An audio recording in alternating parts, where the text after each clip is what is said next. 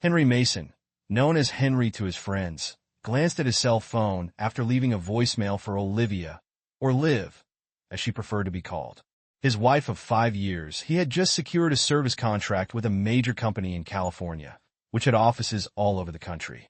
He was confident his boss, Alex Carter, would be thrilled, as this new contract meant significant growth for his IT firm. This also meant a substantial boost to his salary. Perhaps he thought this was finally the time for him and Liv to start the family they had always dreamed of. Yet, there were nagging doubts that had been creeping into his mind ever since the camping trip he and his wife took with Alex a little over a week ago. Upon returning from the trip, something felt off about her. She seemed preoccupied and had become slightly irritable. That didn't stop there. When they got home and tossed their clothes into the hamper, he noticed something unsettling. A pair of Liv's panties had something suspicious in the gusset. Upon closer inspection, he realized whatever it was had dried and carried a distinct odor. That's when it hit him, and he felt as if his entire world had crumbled. He had no idea whose fluid was in her panties, but he vowed to uncover the truth. Knowing he had a trip planned to the West Coast, he decided to consult an attorney to explore his options. If Liv was indeed cheating, he thought their marriage would be over.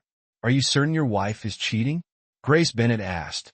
Grace, a family law and divorce attorney, had been recommended by a friend who recently divorced his unfaithful wife. "Not completely sure," Henry replied, "but I need to find out. And if she is, I want a divorce." "Well," Grace said, "most divorces in this state are no fault. You could file on the grounds of adultery, but you'd need solid proof." "You mean like photos or videos?"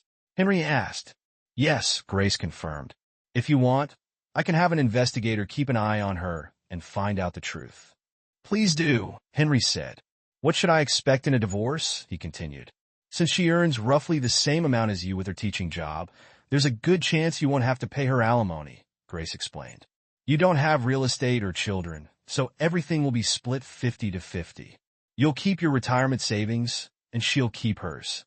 Basically, it's a fair division of assets. If we can prove she's cheating, we'll use that evidence to ensure a favorable outcome.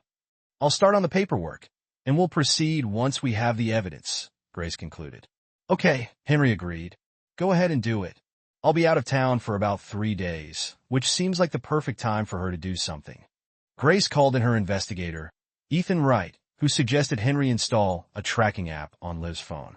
He also provided Henry with a device to record phone calls on his landline and an audio recorder to hide in her purse. Though Henry despised the idea, he needed to know the truth. There were other signs as well. Since the camping trip, Alex had become even more arrogant and condescending, almost as if he knew something Henry didn't. Henry managed to get through the week, and Liv drove him to the airport, giving him a kiss as he left. "I'll call you tonight after dinner," he said. "Okay, dear," she replied. "Have a safe flight." That night, when Henry called as promised, he was taken aback when Liv mentioned she'd be working as a waitress for a party at Alex's house that evening. She claimed that one of the original waitresses had fallen ill and Alex had asked her to fill in. Henry hadn't known about any party plans, as Alex hadn't mentioned anything. "He promised to pay me $150 for the evening," Liv said. "I could use the extra money since I don't start back to work for a couple of weeks." Although he knew she could use the extra cash with classes starting up soon, something didn't sit right. "Really, Henry?" she asked. "All right, go ahead, but be careful and let me know how it goes tomorrow," he said. "Okay," she replied. "You know I love you, right?" "Yeah," he replied, "and I love you too. Good night." As he ended the call, a knot began to form in his stomach. He contacted Ethan. "I just wanted to let you know that Liv's been asked to work as a waitress for a party at Alex Carter's house," Henry said. "Got it," Ethan replied. "Well, keep tabs on her and forward whatever we find to you," Henry said, ending the call. The next day, Henry tried reaching Liv on her cell phone, but there was no answer. He also called the house phone, only to reach the answering machine.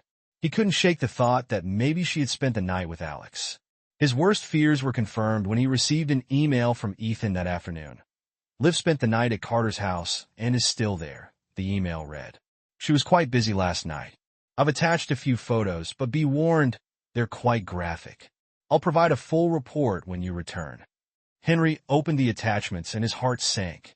There was his wife, once the love of his life, in compromising positions with Alex and two other men he had considered friends. The second photo showed her sprawled on the floor. His hands trembled, and tears streamed down his face as he struggled to believe what he was seeing.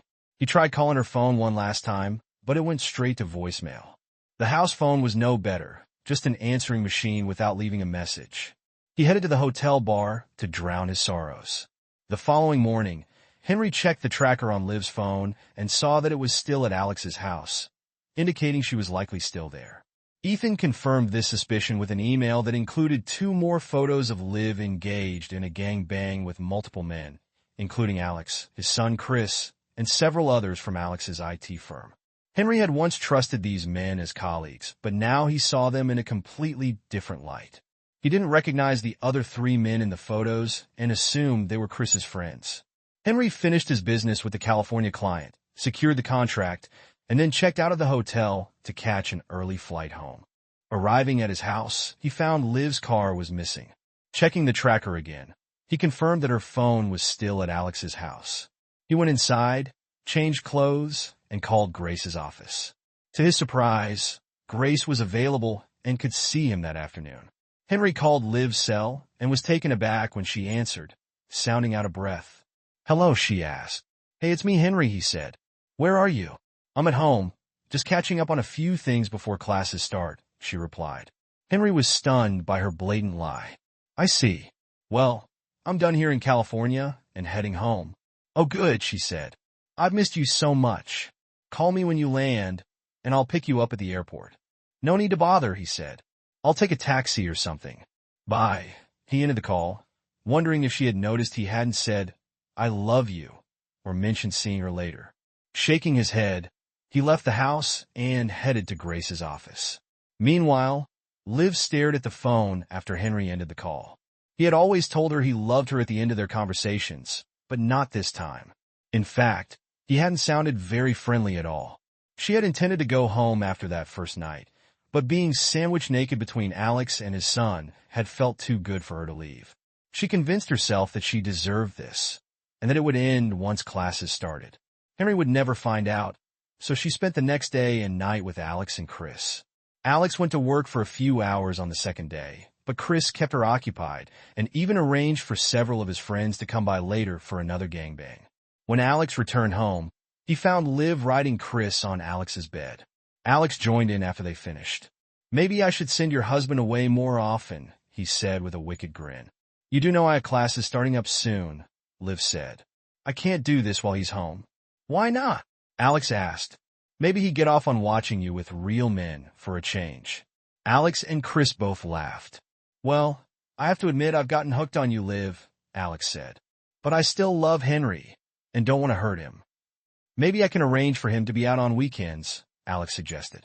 "That way you can come over and play house with us." "That sounds like fun," Liv said. "But he's going to find out eventually. Henry's not stupid." "Don't worry," Alex said, picking up his camera. "I'll handle Timmy boy." "Just one thing," he added. "What's that?" she asked. "I don't want you having sex with him anymore," Alex said. "You belong to us now." "Got it," Liv said. "But how do I do that?" "You'll figure something out," Alex said. "Make up an excuse like a headache or something." "Okay, I'll try," Liv said. None of them noticed the service van parked across the street from Alex's house, or the mini cams attached to the windows recording all of Liv's activities. Henry was devastated when he saw the evidence Ethan had collected, along with photos. He had 2 SD cards full of videos featuring his wife performing acts with multiple men, things she had never done with him. His love for her had disintegrated after witnessing her debauchery. Grace did her best to comfort him, but the situation felt hopeless. After 5 years, how could she have turned into such a person, he wondered, and what had he done to deserve this? Alex, once considered a friend, had turned out to be a betrayer. "I'll draft the divorce papers citing adultery," Grace said. "If you want, I can also file for alienation of affection against Alex and the other man. Those lawsuits usually don't go far, but we might get a decent settlement." "Do what you have to do," Henry said. "Just don't do anything reckless." "Don't worry," Grace said. "I don't want to bail you out of jail." Henry shook his head. "I won't do anything stupid. When can you have the papers ready?" I can have everything prepared in a couple of days, Grace said. In the meantime, try to act normally around your wife. I'm not a great actor, Henry replied. And there's no way I'm touching her again. Who knows what she's picked up from all those men? Tell her you're not feeling well, Grace suggested. That should give you some time. Yeah, okay, Henry said before leaving. Sitting in his car, Henry suddenly realized something else. He couldn't work for Alex anymore, nor could he tolerate being around the men who had betrayed him. He pulled out his phone, found the number he was looking for, and dialed. Thompson answered. David, this is Henry Mason. Henry, how are you? David Thompson, an executive with Empire, responded. Could be better, Henry said. Listen, is that position with Empire still available? Of course it is, David said. You finally decided to join an established company? Yeah, something like that, Henry replied. Some things have come to light, and I can no longer work where I am. I'm sorry to hear that, David said. Is there anything I can do? Just give me a job, Henry said. I promise I'll put in the same effort for you as I did for Alex, Henry assured. Of course, David replied. How does starting on Monday sound? Monday works for me, Henry said. Perfect, David said. Why don't you and your lovely wife come by tonight? Emily is making her famous lasagna. We can catch up, and I'll go over the details of the compensation package. I'd love to, but Liv won't be able to make it, Henry said. Oh, what's going on? David asked, sounding concerned. I'd rather not get into it over the phone, Henry said. I can fill you in a bit more when we meet. Understood, David said. You know, Emily is a licensed counselor. If you're up for it, she might be able to offer some guidance. That sounds like a good idea, David. Thanks, Henry said. Great, David said. I'll give Emily a heads up. How about 6:30 tonight? 6:30 is perfect, Henry agreed. Thanks again anytime, David said as they ended the call. Henry felt a bit of relief as he drove home. Upon arriving, he noticed Liv's car was still missing. He grabbed his briefcase and went inside, took a quick shower, changed, and sat down to draft his resignation letter. Liv came home around 5 p.m. and saw Henry at his computer. She approached him for a kiss, but he turned his head, and she ended up kissing his cheek instead. Is everything okay? She asked, puzzled. Not really, Henry said. I'm not feeling great. Probably jet lag or something. I'll crash on the futon tonight. Crash on the futon? She asked. Where are you going? I have a dinner meeting, he replied. Are you meeting someone special? She asked, a hint of concern in her voice. Do you mean, am I cheating on you? Henry asked, his voice cold. I've never cheated on you, and I have no plans to. Can you say the same? She recoiled. Does he know? She wondered, panicked. No way. He could know, she said out loud. Henry remained skeptical. How was your job at Alex's house? He asked, trying to probe. It went well, she said. It was a lot of fun, even if it was a bit challenging. I'm sure, Henry said, his voice devoid of emotion. He glanced at his watch. I should get going. He shut down his computer and stood up without saying another word. He walked past Liv and went to the master bedroom to change into something more formal. When he emerged, Liv was sitting on the couch. How long will you be gone? She asked. I'm not sure, Henry said. Don't wait up for me. By the time he grabbed his keys and left, Liv noticed he didn't kiss her goodbye or say, I love you, which was unusual. After he drove off, she picked up the phone and called Alex, unaware that the call was being recorded. Alex, I think Henry knows something, she said, her voice trembling. Really? What makes you think that? Alex asked. He wouldn't touch me, she said. He was so cold and distant. He didn't even kiss me goodbye or say, I love you. He just left, saying he had a dinner meeting. Interesting, Alex said. Did he mention who he was meeting? No, she said. Alex, what if he knows? What if he's planning to leave me? So, what if he does? Alex said, sneering. You can always come stay with us, and don't worry about Henry. I'll keep him so busy, you won't have time to notice anything. But I don't want to lose him, Liv said, her voice cracking. Alex laughed. Yeah, you've shown just how much you love him these past couple of days. That's not funny, Alex, she said. I enjoyed what happened, but I still love him. I don't want to lose him, right? Alex said dismissively. Let him get it out of his system. He'll come around eventually. If not, we'll deal with that. You're not going to hurt him, are you? Liv asked, fear creeping into her voice. Not directly, Alex said, but we'll make sure he understands how things are going to be from now on. You'll help with that. What do you mean, Liv? Asked Liv, shocked. When the time comes, Alex said, you'll help explain things to him. Remember who you belong to now. I've got evidence of what you've done, and it's in your best interest to keep Henry in line. You wouldn't dare, Liv said. Oh, I would, Alex replied. I have videos from the camping trip and other compromising footage. You're practically mine now, so it's up to you to keep Henry under control. Feeling tracked, Liv gave in. Okay, Alex, but please don't hurt him. Alex sneered. Yeah, we'll see, he said, ending the call.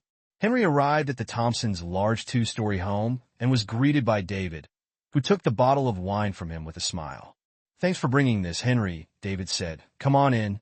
David led Henry to the dining room, where Emily was waiting with her famous lasagna. Henry, this is my wife, Emily, David said. Emily, meet Henry Mason, our new account rep. Henry shook Emily's hand. Nice to meet you, Emily, he said. Likewise, Henry, Emily replied warmly. Please call me Emily. They sat down at the table, and Emily served the lasagna while David poured the wine. Henry took a bite and was immediately impressed. This is the best lasagna I've ever had, Henry said. I'm glad you like it, Emily said, smiling. It's one of my favorites to make.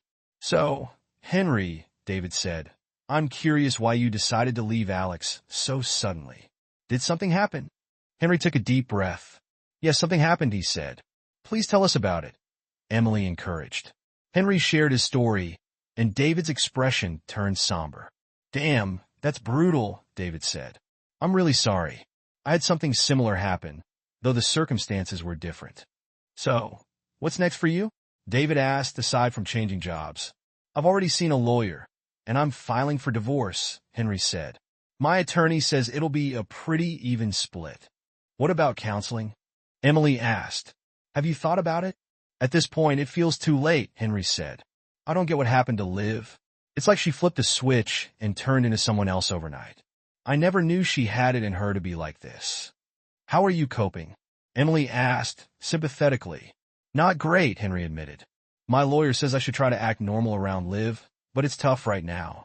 I can barely stand to be near her. You might want to consider counseling, Emily suggested gently. I might, Henry said. I'll think about it. Emily is excellent at what she does, David said. I really think she could help you, plus it's covered by your benefits. That's a plus, Henry said with a small laugh. But I'm serious, Emily helped me through a tough time before. I know she can help you too. He turned to Emily. Can you fit Henry into your schedule? Of course, Emily said. I think an hour a week would work. What do you think, Henry? Henry considered it for a moment. Okay, I'll give it a try, he said. David smiled and gave Henry a reassuring pat on the shoulder. Good choice. I'll make sure you get the time you need for counseling. Work it out with Emily, and let me know if you need anything else. Thanks, Henry, David said. Now, if you don't mind, Henry and I need to discuss your new job, David said, gesturing toward his office. Not at all, Emily said with a smile. I'm looking forward to working with you too, Henry. Thank you, Henry said as he followed David to the office. They spent the next 2 hours discussing his new role and the transition. By the time they finished, Henry felt like he was regaining control over his life. After shaking David's hand, Henry headed back home. It was around 10 p.m. when he pulled into his driveway. He saw the lights on in the apartment and hoped Liv was alone. He went inside to find her on the couch. So, how did your meeting go? She asked. It went well, Henry said curtly. I'm heading to bed now. Good night. He went into the second bedroom, where his computer was set up, and started to undress. Liv followed him to the door. Are you sleeping in here now? She asked. Yes, Henry said. I'm still not feeling well, so I'll take the futon. Is that a problem? Oh no, she said, her tone a bit disappointed. I was hoping we could, spend some time together. You've been gone for 3 days. I'm not up for it tonight, Henry said, though the thought of being physically close to her made him uneasy. Maybe tomorrow, he added. We'll see. Liv nodded and left, puzzled, as Henry started his night routine. He couldn't shake the feeling of betrayal. The next morning he got up for Liv, grabbed his resignation letter, and made a cup of coffee. He saw Liv's purse on the kitchen counter and took the opportunity to grab the audio recorder. He downloaded the recording from the previous day's phone call before heading out, leaving without a word. Liv heard the door close and lay in bed, tears streaming down her face. At the office, Henry barely interacted with anyone. He greeted his secretary and then retreated to his office, shutting the door behind him. He was packing up his things when Alex walked in. "What's this?" Alex asked, seeing the packed boxes. Henry pulled out 2 envelopes from his briefcase. "One is the signed contract from California," he said. "The other is my resignation, effective immediately. I expect my bonus and final pay, including in used vacation time." "Resignation?" Alex said, clearly shocked. "What the hell? Why are you leaving? I need you." "Seriously, Henry," Alex continued. "You really don't know? You think I'm oblivious or something? I found out some things and decided I can't work here anymore. I've accepted another position. I'll be out of your hair in a few minutes, then I'm going to HR. "Wait, Henry," Alex said, trying to salvage the situation. "Can we talk about this?" "There's nothing to talk about," Henry replied firmly. "I'm done. I thought of you as a friend, but you betrayed me and wrecked my marriage. Find someone else to manipulate." "So this is what it's about," Alex said, smirking. "Your wife was more than willing. Don't let this ruin your career. Just go with the flow for a while. She'll come back to you once she's had her fun." "Are you seriously suggesting I just accept this?" Henry asked, disgusted. "How long have you been sleeping with her?" "The first time was at the campout," Alex said, grinning. "The day you and the others were out skiing. She came onto me in your tent, told me I was bigger than you, and begged me to take her. That's about the time you suddenly had me leave for office business, right? You wanted me out of the way, so you could have your way with her." Alex's smirk widened. "Yeah, so what? And the waitress gig at your party was just a cover to get her into bed, wasn't it?" Henry asked. "Yeah, it was," Alex admitted. "What of it?" Henry pulled out his phone and stopped the audio recording. "It started earlier. Thanks for confirming everything," Henry said coldly. "Now, if you excuse me, I'm finished here. I'll head to HR and then be out of your life for good," Henry said, grabbing his things. "Wait a minute," Alex said, trying to stop him. "You can't use that recording." "We'll see," Henry replied. "I'm done here. Goodbye." "Alex, rot in hell," Alex sneered. "Okay," Henry said, turning to grab a photo of Liv from his desk. "I didn't forget," Henry said, holding up the picture. "I don't want it. You and your son clearly wanted her so badly. You can keep her. I'm done with both of you." With that, Henry stormed out of the office. Alex watched him leave, baffled. How did Henry find out about what had happened with Liv? He wondered. "Wait, he resigned?" Liv asked when Alex called her. "Yeah," Alex said. "He handed me a signed contract and his resignation letter, and then just left." "He knows something, Liv?" "I don't know how, but he knows." "What did you tell him?" Liv asked, her voice trembling. "The truth," Alex said. "I told him about the camping trip, you idiot." Liv exclaimed. "Why would you tell him that?" "Well, he asked," Alex said defensively. "He also left the picture of you on his desk, said he didn't want it." "Great," Liv said, tears streaming down her face. "So, what now?" "Not my problem," Alex said. "He's your husband, you handle it. Unless you want me to come over, and I don't know, persuade him otherwise." "No," Liv said, her voice cracking. "You've done enough. Stay out of this. I'll deal with it." "Whatever," Alex said dismissively before hanging up. Liv stared at her phone, crying. She didn't want a divorce, but knew Henry wouldn't accept her infidelity. Determined to salvage her marriage, she sat on the couch, her head in her hands, sobbing. A few minutes later, Henry pulled into the driveway. He saw Liv's car and checked for Alex's, seeing no sign of him. Henry grabbed his box and briefcase and went inside. He found Liv on the couch, but didn't acknowledge her. Instead, he went straight to his office, locked the door, and reviewed the voice recording. He found the recording of Liv's call with Alex and forwarded it to his lawyer. Then he called her. "Hello, Henry," she said. "I just got your email. I'm filing the paperwork now." "Great," Henry said. "When can they be served?" "If you'd like, I can have my process server deliver them this afternoon." "Would that work?" she offered. "Yes, that's fine," Henry agreed. "Thanks," he said before hanging up. He went to his gun safe, retrieved his old .45 caliber semi-automatic pistol, and placed it on the kitchen table. He wasn't planning to use it, but he wanted to be prepared for any trouble. Henry walked into the kitchen, setting his briefcase on the table. Liv looked up. Her eyes were red from crying. "We need to talk," Henry said, pointing at the gun. Is that really necessary? She asked, glancing at the weapon. I hope not, Henry replied. I just want to be cautious in case your lover decides to drop by. My lover? Liv asked, confused. Don't play dumb with me, Henry said, his tone icy. I'm not in the mood for games. Sit down, we need to go over some things. Liv sat down, her fear evident. First off, Henry began, later today, someone will come by to serve you with divorce papers. Liv's face went pale. Divorce? Why? I don't want that. I love you, she said, pleading. Spare me, Henry said. I know all about your escapades with Alex and his son and the other men. I filed for divorce on the grounds of adultery. Adultery? She asked, shocked. You don't have proof. Henry smirked, pulling out an envelope. He dropped a few time-stamped photos on the table, each showing her with different men, including Alex. I also have video and audio, he said. Want to see? Liv shook her head, defeated. Good, Henry said. Considering everything, I've been more than fair. No alimony, you get half of what's in the bank. We each keep our retirement accounts, and you can keep all your personal belongings. I've already canceled your credit card and have a cashier's check for your share of the remaining funds. Plus, there's a restraining order requiring you to stay at least 500 feet away from me, my home, and my workplace. You have until you're served to pack up your things. You're kicking me out? Liv asked, her voice breaking. Basically, Henry said. But what if I fight the divorce? She asked, desperation in her voice. Henry laughed bitterly. I wouldn't recommend it. Think about what would happen if these photos and videos got out. Do you think the school board would want someone like you teaching their kids? I know I wouldn't. You wouldn't dare, she said, her voice trembling. Do you want to take that chance? Henry asked coldly. Liv looked down, unable to meet his gaze. No, she said finally. I don't want to lose my job, right, Henry said. And there are a couple more things you'll need to return, your rings and give up my surname. Oh, God, she said, pulling off her rings.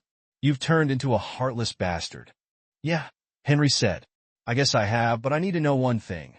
What made you go from being a loving, faithful wife to someone who sleeps with anyone? Liv looked away, ashamed. It all started on the second day of the camping trip. You were out on the boat, and I was in the tent. Alex came by. I was naked, trying to rest. He came in, seemed embarrassed at first, but then, so a guy with a bigger. Henry cut in, disgusted. And that was all it took for you to become a cheater. How many times did you sleep with him during that trip? Twice, Liv admitted. Once when you were water skiing, and again when Alex sent you back to the office. Henry shook his head, staring at the photos. None of your lovers use protection? He asked. Weren't you worried about pregnancy or STDs? I'm still on the pill, Liv said, her voice small. That doesn't guarantee anything, Henry said. And you can still get diseases. Oh God, no, Liv said, horrified. Henry just shook his head, disappointed and disillusioned. You know, Henry, throughout our entire relationship, I've been hit on by women who look like goddesses compared to you. I turned them all down, you know why? Because I thought I had a loving and faithful wife at home. I would never do anything to hurt her, but you didn't even think about how your actions would affect me. All you wanted was a big dick or 10. I hope it was worth it. Henry's gaze was hard, more resolute than Liv had ever seen. Get your stuff packed. I expect you to be gone when you're served. Henry, please, she began, her voice trembling. Can't we get some counseling? I'll never do it again, I promise. Can't you forgive me this time? I will never forgive you, Henry said, his expression colder than she had ever seen. From the moment Alex dropped his pants, you were willing, and I can't forgive that level of betrayal. But don't you love me enough to get past this? Liv asked, desperation in her eyes. Henry shook his head. No, right now, I can't even stand to look at you. The sooner you're out of my life, the better. Now go start packing. Whatever you leave behind will be either burned, thrown out, or given to Goodwill. Sobbing, Liv stood up and walked into the master bedroom to pack. Henry watched as she dragged out trash bag after trash bag. She stopped once and looked at him. Can you at least help me get this in my car? Nope, Henry said. You're trash. You deal with it. And remember, whatever you leave behind will be burned or tossed, including pictures and your wedding dress. You burn my wedding dress? Liv asked, shocked. My parents paid thousands for that. Well, Henry said. You'd better take it if you don't want it burned. Tears streaming down her face, Liv carried the bag out to her car and returned for another. Henry couldn't help but think, how much stuff does she have? A couple of hours later, Liv sat down, exhausted. I can't fit anything else in the car. Can I come back later for the rest? No, Henry said. You won't be allowed within 500 feet of this place. Ask your parents to come by for it if you want. I'll hold off on throwing anything out for a few days. Thank you, Henry. I appreciate that, Liv said. Oh my God, she suddenly realized. What will I tell my parents? Try telling them the truth for once, Henry suggested. Tell them you cheated on me with my boss and others, and that's why I kicked you out. Seriously, she asked. They'll disown me. Not my problem, Henry said. But it'll be worse if you try to paint me as the bad guy or sugarcoat the situation. You know how your parents feel about lying. Just then, there was a knock at the door. I think that's for you, Henry said. Liv opened the door to find a sheriff's deputy, Olivia Mason. He asked, and she nodded. That's me. Do you have some ID? The deputy asked. Liv showed him her driver's license. After inspecting it, he handed it back along with an envelope. You've been served. Man, there's also a restraining order requiring you to vacate the premises immediately. You can sign the divorce papers now if you wish. Liv took the paperwork, reviewed it, and signed it. I'll get this back to the attorney, the deputy said. You need to leave now. If you try to come back, you'll be arrested. Do you understand? Yes, she said, tears falling freely. She looked back at Henry. I'm so sorry. Yeah, me too, Henry said. Goodbye, she said quietly as she left. The deputy nodded at Henry before departing. Over the next few days, Henry's life was hectic. Liv didn't contact him, but Alex called twice, leaving threatening messages. Got him at Henry. Alex's voice raged over the voicemail. I know you're there. If you don't drop this lawsuit, I'm coming over to kick your ass. Henry smiled and forwarded the voicemail to Grace, who alerted the local sheriff's department. Liv's parents called, asking if they could come by to collect the rest of her things. Sure, Henry said. Just make sure she's not with you. There's a restraining order on her. Okay, Charles, Liv's father said with a sigh. Well, come by. When Charles and Liv's mother, Margaret, arrived, they packed up the remaining items and tried to persuade Henry to reconsider the divorce. Henry, she made a mistake, Margaret said. Surely you can move past this and take her back. She's crazy about you. What did she tell you? Henry asked. She said she messed up with your boss, Margaret replied. Is that so? Henry asked, pulling out the envelope with the photos and SD cards. He showed them to Charles and Margaret. Their faces went pale as they saw the explicit images. I'm sorry she didn't tell you the whole truth, Henry said. As you can see, it was much worse than she let on. Oh my God, Margaret said, horrified. I had no idea it was this bad. I'm so sorry, Henry. I don't blame you for what you did. Charles's face was red with anger. I'm going to have a long talk with our daughter, he said. Have you done anything else with these photos? Not yet, Henry said, but I warned her not to fight the divorce. They commiserated for a bit longer before finishing up the packing. Half an hour later, they left, giving Henry a heartfelt hug and wishing him well. Later that day, as Henry was watching television, there was another knock on the door. Peering through the peephole, he saw Alex, Chris, and two of Henry's former work colleagues. Henry quickly went to his office, grabbed his pistol from the gun case, and dialed 911. Holding the gun behind his back, he barely got the door open before they barged in. We're going to kick your ass, Alex growled. Henry pulled out his pistol, aiming it at Alex, which made the group hesitate. You're not really going to shoot us, are you? Alex taunted. You don't have the balls, do you? Really want to test that? Henry replied. Just so you know, I've already called 911. The police are on their way. If you're still here when they arrive, you'll be arrested for violating the restraining order. Alex, I think he means it, one of the other men said, glancing nervously at the police lights flashing outside. Alex looked at him, then turned back to Henry. Just then, the sound of sirens grew louder, and red and blue lights flashed outside. Yeah, Alex, I mean it, Henry said. They turned to leave, but before they could, two large uniformed police officers were at the door. Henry lowered his pistol. Put the gun down, sir, one of the officers instructed. Henry complied, setting the pistol on the kitchen counter. "Sir, these men are violating a restraining order," Henry said. "They barged into my apartment and threatened me. I want them arrested." "Do you have a copy of the order?" the other officer asked. Henry nodded. "I do, officer." He retrieved the envelope from the counter and handed it to the officer to review the document. After a few moments, the officer returned the order to Henry and addressed the four men. "Turn around, hands behind your back." The men glared at Henry as the officer cuffed them and read them their rights. Once they were restrained, one of the officers asked Henry, "Do you have a license for that firearm?" "Yes, I do," Henry said, pulling out his wallet to show the officer his firearm license and NRA training card. The officer examined them and nodded. "All right," he said. "Be careful with that thing. You hear me?" "I hear you, officer," Henry replied. "Thanks." The next 3 months were a blur for Henry. He thrived at Empire, finding the work far more satisfying than his previous job with Alex. Weekly counseling with Emily helped him address his trust and anger issues. He also joined a gym and began working out 3 days a week and started martial arts classes for the mental discipline. Additionally, he took a course on diet and exercise, as recommended by Emily. The divorce went through smoothly, especially since Liv didn't contest it. The alienation of affection lawsuits, however, were more complicated. Grace had warned that some might be dismissed, and 2 were, but the case against Alex took an unexpected turn. After reviewing the evidence in Alex's financial disclosures, the judge ruled in Henry's favor, ordering Alex to pay $1 million in restitution. The judge had little sympathy for Alex. "Mr. Carter, your behavior in this matter is beyond reprehensible. You abused your position as Henry's employer to deliberately destroy his marriage and his family. I also noticed that you repeatedly violated the restraining order. Therefore, I find in favor of the plaintiff and order you to pay restitution in the amount of $1 million. Your Honor, this is highly irregular," Alex's lawyer protested.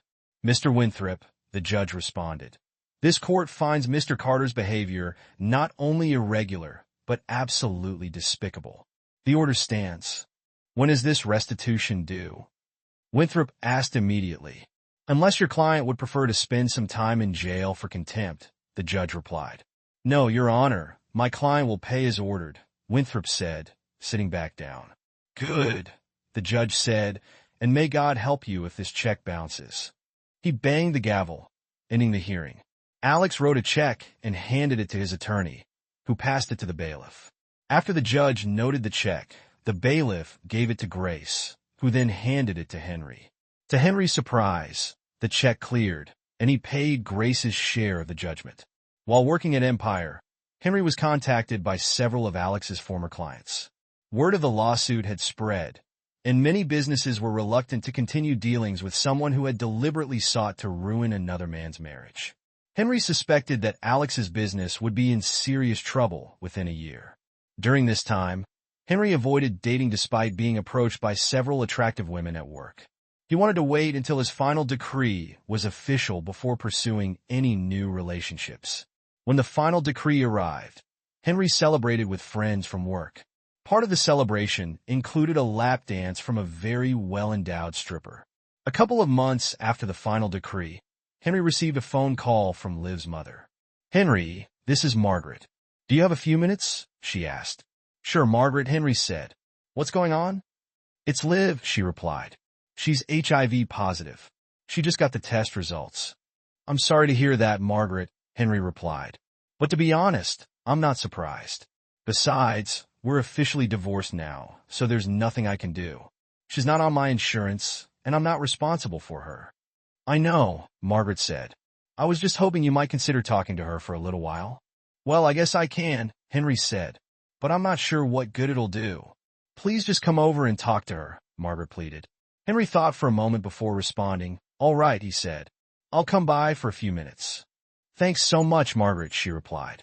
Henry drove over to Margaret and Charles's house, and he was taken aback by how frail and thin Liv had become as she approached him. He waved her off, and she, visibly disappointed, settled into a chair and gestured for him to sit on the couch. "You look well, Henry," she remarked. "Better than I remember. How have you been?" Good, Liv, he responded. New job, new friends, and a fresh outlook on life. How about you? Not well at all, she admitted. You know, I'm HIV positive. That's what your mother told me. I'm sorry to hear that, but honestly, I'm not surprised. Do you know when you got infected? I think it was one of the days I was at Alex's, she said. I had unprotected sex with several men that day. Does Alex know? He asked. She shook her head. Not yet. I need to tell him so he can get tested too. I'm sure he's not going to handle it well. Yeah, probably not, Henry agreed. Listen, Liv, I came here to hear your apology one last time, and I was hoping you could find it in yourself to forgive me for what I did to you. I realize now that my actions have wrecked a lot of lives. I could have said no at any moment, but I didn't. I was foolish and selfish, letting my desires override my judgment, and now I'm paying the consequences. I had the best husband and lover I could ask for, and I threw it all away for a fleeting thrill. I know you have every right to hate me, but I don't want to die without your forgiveness. Henry took a moment to consider her words. For the first time, she was acknowledging her actions and their impact on others. Sure, he could hold on to his resentment, but he remembered his sessions with Emily. Harboring a grudge wouldn't help him move on. He nodded. All right, Liv? I forgive you. She broke down in tears as she sat in the chair. Henry thought about comforting her with a hug and started to rise, but she motioned him to stay put. Thank you so much, Henry, she sobbed. That means more to me than you can imagine. I want you to find a woman who loves and trusts you, marry her, and have children. I'm done here, but you still have your whole life ahead of you, and you deserve to be happy. Thank you, he said. I'll do that, and if you ever need to talk, just let me know. Okay. She wiped her tears away and nodded. I will, Henry. Thanks for coming over and talking with me. I've missed you so much these past few months. I've missed the woman I married, Henry said softly. How are things with Alex and Chris, by the way? She shook her head. Not well. Alex has become very abusive lately. He didn't handle losing to you in court very well, and his business has taken a serious hit. I've noticed, Henry said. Has he hurt you physically? Not yet, she said, but he's very abrupt. Do you want me to be with you when you tell him about your diagnosis? Henry offered. And no, but thanks for asking, she replied. This is my responsibility, and I need to deal with it. I keep thinking that if I had just told him to leave that first day on the camping trip, we might still be together. That's quite possible, Henry said, but I suspect it would have happened eventually. He'd been pursuing you for a while. She agreed. Listen, I'm really tired and need to rest before I head back. Thanks for coming over. It really means more to me than you know.